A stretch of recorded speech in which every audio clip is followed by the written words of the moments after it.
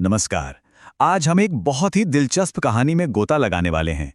एक ऐसे आविष्कारक की कहानी जिसकी नाकामयाबियां उसके सपनों जितनी ही बड़ी और कह सकते हैं यादगार थीं।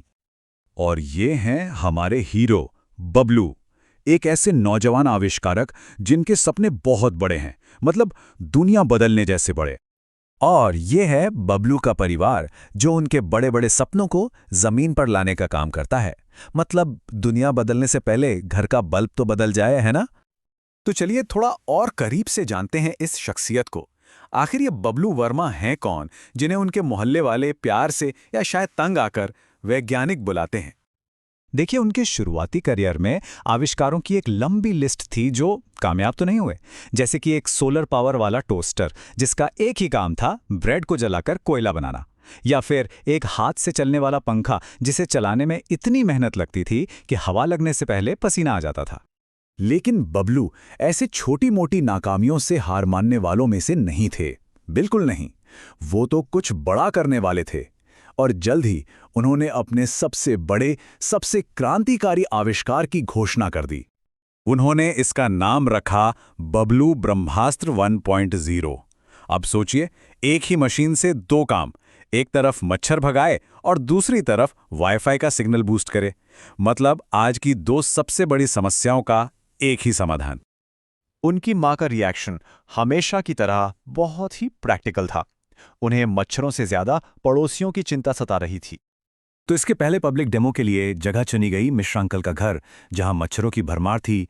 डिवाइस को लगाया गया, उसे चालू किया गया, एक हल्की सी गूंज शुरू हुई और फिर एक जोरदार धड़ाम, बस पूरा कमरा धुएं से भर गया।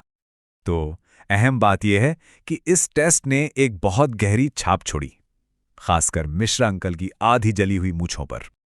लेकिन ये जो धमाका हुआ था, इसने बबलू को रोका नहीं, इसने तो बस उनके ऑडियंस को बदल दिया। अब वो सिर्फ मोहल्ले के स्टार नहीं थे, इंटरनेट पर भी छाने वाले थे।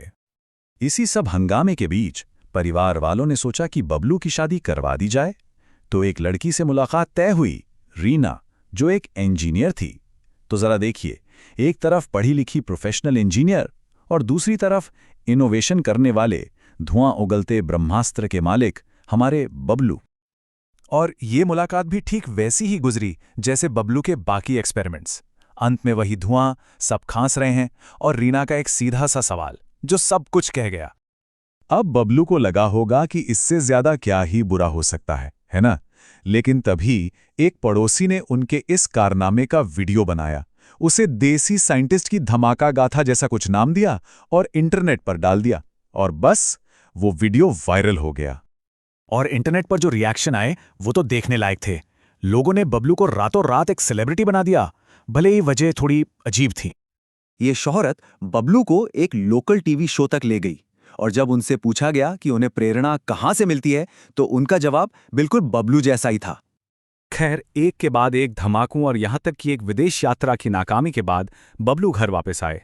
और इस बार उनकी अगली चुनौती थी घर की रसोई का गैस स्टोव। तो अब सवाल ये उठता है कि जब बबलू ने गैस स्टोव ठीक करने की कोशिश की तो क्या हुआ? क्या एक और धमाका हुआ या फिर एक और वीडियो वायरल हुआ? नहीं, इस बार कुछ अलग हुआ। गलती से एक पाइप गलत जगह जोड़ने से कोई धमाका नहीं हुआ, बल्कि बबलू ने अनजाने में नेचुरल चिमनी क्लीनर का आविष्कार कर दिया। घर की चिमनी एकदम चकाचक साफ हो गई। और उनकी मां का जो रिएक्शन था, वो इस पहली कामयाबी की खुशी और हैरानी को बखूबी बयां करता है। तो बबलू के इस पूरे उथल पुथल भरे सफर का मतलब क्या है?